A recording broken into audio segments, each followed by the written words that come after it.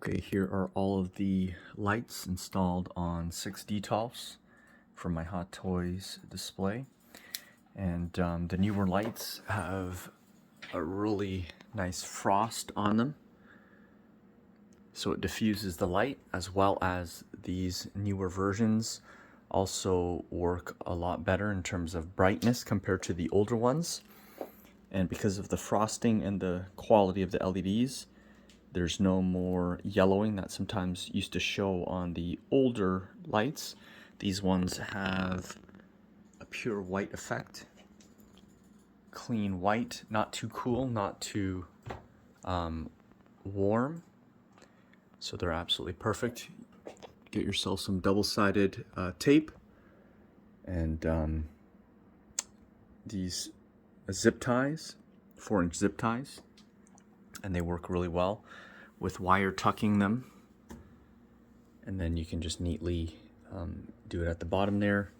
The most high light wire basically reaches that low, so that's the lowest it can go, so that's why it's installed in such a fashion. And then just at the back you got the switch, and that's it. So as you can see, the lights are really nice, really amazing. Here's a little bit of a close-up, and it's a very clean look. Each set of lights for a detolf, 4 lights, use 4.8 watts, which is great. So in my total setup, I'm using about 28 watts, and very bright. You can also see that the figures are well lit, so you don't need an angled aluminum channel. They have good coverage all around on the figure. You can see Obi-Wan,